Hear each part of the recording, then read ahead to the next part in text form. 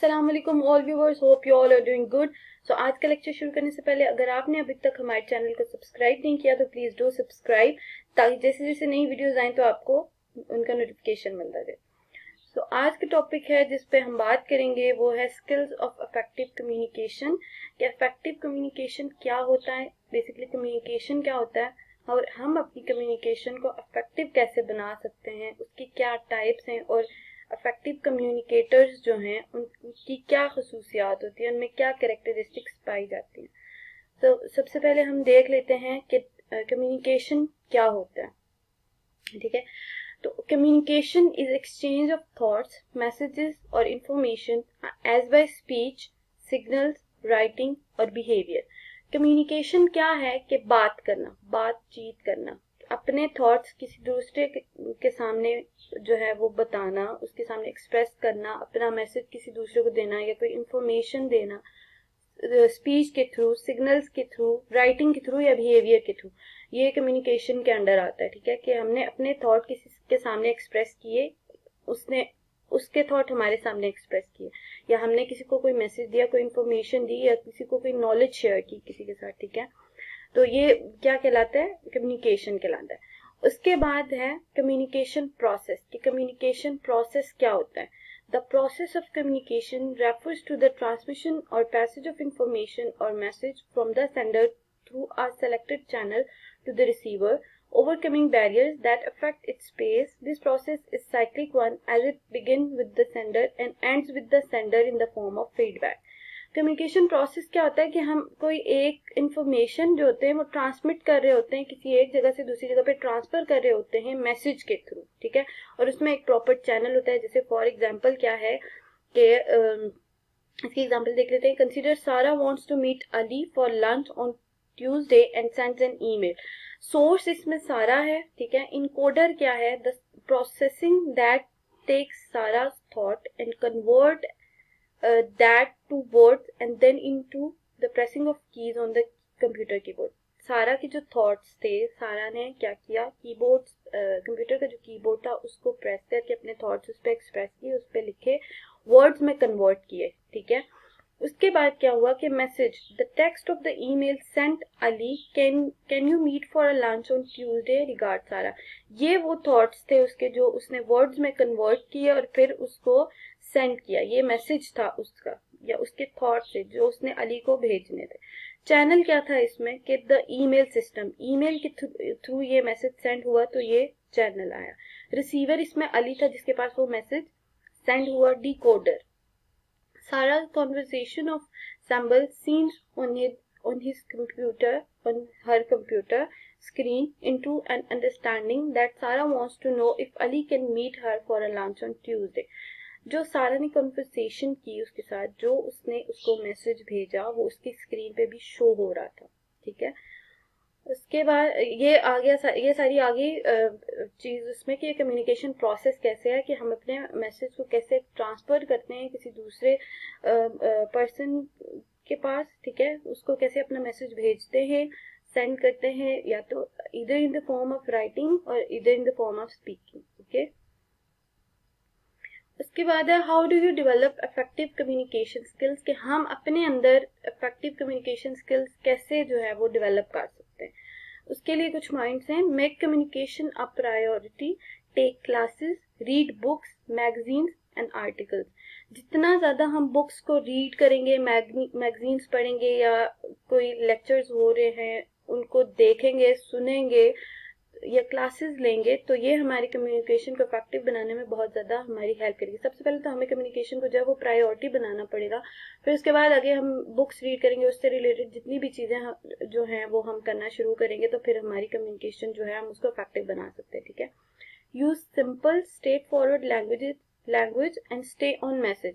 कोई इतनी जो है वो सख्त किस्म की लैंग्वेज जो यूज करने की जरूरत नहीं है। सिंपल और स्ट्रेट फॉरवर्ड लैंग्वेज यूज करें, लेकिन अपने जो आप मैसेज कन्वे करना चाह रहे हैं या मैसेज ट्रांसफर करना चाह रहे हैं उस मैसेज के ऊपर है।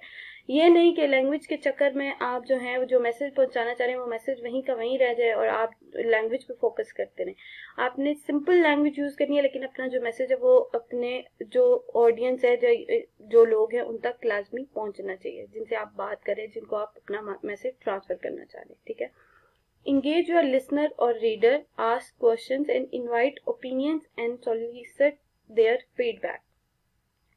उसके बाद क्या है कि जो आपका लिसनर है जिसको आप अपना मैसेज पहुंचाना चाह रहे हैं, या जो रीडर है, आपने अगर राइटिंग की फॉर्म में लिखा है, उसको इंगेज रखना है। कोई ऐसी चीज होनी चाहिए जरूर कि वो उसमें क्यूरियोसिटी पैदा हो, ठीक है, वो इंगेज्ड रहे। फिर अगर आपको ऐसा लग रहा है कि जो लिसनर है वो नहीं हो रहा, अगर लाइव कम्युनिकेशन हो रही है तो आपको लग रहा है कि ऑडियंस जो है वो ज्यादा इन्वॉल्व नहीं हो रही, तो आप एकदम से क्वेश्चंस करें, उनसे कहें कि आप अपना ओपिनियन दें, ओपिनियन जो है वो उनका लें, ठीक है। और फिर उनके फीडबैक को वैल्यू करना है। ये नहीं कि उन्होंने जो फीडबैक किया उसको आप एकदम से कह दें नहीं ये नहीं और इस तरह नहीं। अगर वो गलत जवाब भी देते हैं तो आपने उनको नो नहीं कहना, ठीक है।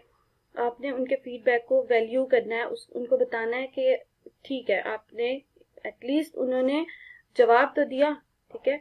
तो उनसे क्वेश्चंस करने हैं, उनके ओपिनियंस मांगने हैं और उनको इंगेज रखना है हर हाल में, पॉइंट पे, अपने पॉइंट पे। टेक टाइम टू रिस्पॉन्ड, मतलब अगर आपसे कोई क्वेश्चन किया गया है, ठीक है, तो आप क्या करेंगे, टाइम ले लें रिस्पॉन्स करने में चाहे, लेकिन जवाब जो है वो सही होना चाहिए, इतना कि अगले बंदे को सेटिस्फाई कर सके। Make sure you are understood, अपनी आपको अंडरस्टैंडिंग होनी चाहिए। जो आपका टॉपिक है ना, आपकी उस पर अंडरस्टैंडिंग होनी चाहिए, उस पर आपकी ग्रिप होनी चाहिए, ताकि अगर अगला जो बंदा है अगर वो आपसे कोई क्वेश्चन करता है तो आप एकदम से उसका आंसर दे सके। Develop your listening skills to and listen without judgement. अगला बंदा जो है वो आपको जवाब देता है, जैसे पहले ही बताया था कि वो अगर कोई फीडबैक देता है तो उसके फीडबैक को वैल्यू करें, ठीक है। तो उसको जज नहीं करना, बगैर जजमेंट के उसको सुनना है। और अपने अंदर भी जो है, अपने अंदर आपने कम्युनिकेशन स्किल्स तो जो है वो डेवलप कर ली, इफेक्टिव कम्युनिकेटर बन गए आप, लेकिन अगर आपने लिसनिंग स्किल्स नहीं है, ठीक है, तो आप दूसरे बंदे की बात नहीं सुनेंगे तो फिर आप जो है वो इफेक्टिव कम्युनिकेटर नहीं हो सकते सही से। इसलिए अपने अंदर लिसनिंग स्किल्स पैदा करनी है, दूसरे की बात को भी सुनना है। Body language is important and be aware that your body is sending signals too. अपनी बॉडी लैंग्वेज को भी जो है वो आपने बहुत अच्छे से अगले बंदे को जो है मैसेज कन्वे करना है बॉडी लैंग्वेज के थ्रू भी, ठीक है, उसको सिग्नल्स जा रहे हो। ये ना हो कि आप टॉपिक जो है वो कोई किसी चीज के बारे में बात कर रहे हैं, आप लेजी हुए में ऐसे ही खड़े हैं और उसको ऐसा लग रहा है कि आपकी बॉडी लैंग्वेज से उसको लग रहा है ये तो बहुत लेजी हुआ है, तो उसको तो इंटरेस्ट ही नहीं लेगा। इसलिए खुद को एक्टिव रहना है, बॉडी लैंग्वेज बहुत इंपॉर्टेंट है इस चीज के लिए। मेंटेन आई कॉन्टैक्ट, अगर आप आई कांटेक्ट बहुत जरूरी है ऑडियंस के साथ। अगर आप ऑडियंस के साथ जो है वो आई कांटेक्ट नहीं करते, ठीक है, आप कर रहे हैं, आप देख इधर उधर दीवारों पे रहे, तो जो ऑडियंस है वो कहेगी ये आप जिधर जिधर आपकी नजरें जाएंगी उनकी नजरें उधर जाएंगी कि ये क्या देख रहे हैं, आपकी बात पे उनका ध्यान नहीं जाएगा, ठीक है। इसलिए आई कांटेक्ट ऑडियंस के साथ बनाना है ताकि वो अटेंटिव रहें और इंगेज रह सकें, ठीक है। Respect your audience and pay attention to what they say. अपनी ऑडियंस पे आपने अटेंशन पे करनी है, उनको अटेंड करना है, वो जो कह रहे हैं उसको सुनना है, उनको रिस्पेक्ट देनी है, ठीक है। ये सारी वो बातें हैं जिसकी वजह से हम जिनको फॉलो करके हम अपने अंदर इफेक्टिव कम्युनिकेशन स्किल्स जो हैं वो डेवलप कर सकते हैं, ठीक है। उसके बाद है जी टाइप्स ऑफ कम्युनिकेशन के, कम्युनिकेशन की कौन कौन सी टाइप्स हैं। तो कम्युनिकेशन जो है वो कैटेगराइज की गई है 3 बेसिक टाइप्स में। जो फर्स्ट वन है वो है verbal communication, next one is non verbal communication and third one is written communication. So इनको वन बाय वन हम देख लेते हैं। जो verbal communication is the use of sounds and words to express yourself, especially in contrast to using gestures or mannerism. इसमें क्या है कि आप अपनी आवाज के थ्रू कम्युनिकेट करते हैं, अपने वर्ड्स जो हैं वो दूसरों को के सामने एक्सप्रेस करते हैं। फिजिकली आप प्रेजेंट होते हैं तो आप बोल रहे होते हैं, जो आपकी आवाज है उस साउंड के थ्रू आप अपना मैसेज जो है वो दूसरों तक पहुंचा रहे होते हैं। ये जो कम्युनिकेशन है ये वर्बल कम्युनिकेशन के अंडर आती है। An example of verbal communication is saying no when someone asks you to do something you don't want to do. For example, verbal communication ये है कि अगर आप किसी से कोई बात है, आप उससे कम्युनिकेट कर रहे हैं, ठीक है, तो वो आपसे कोई ऐसी चीज करने को कहता है कि आपने ये करना है और आप वो नहीं करना चाह रहे तो आप उसको ना कर दें, ठीक है, उसी टाइम पे आप उसको ना कर दें। ये है वर्बल कम्युनिकेशन कि आपने वर्बली बोला नो, ठीक है, नहीं मैं ये नहीं करूँगा। वर्बली आप जो करते हैं मुंह से बोल के, साउंड्स जिसकी निकलती हैं या फिर साउंड के थ्रू आप अपने मैसेज को एक्सप्रेस करते हैं, ये कम्युनिकेशन जो है, या अपने जेस्चर्स के थ्रू वर्बल कम्युनिकेशन करते हैं, ये सारी जो है वर्बल कम्युनिकेशन के अंडर आती है, ठीक है। Next one is non-verbal communication. Non-verbal communication is the use of body language, gestures and facial expression to convey information to others. जैसे मैंने पहले भी बताया कि body language is very important.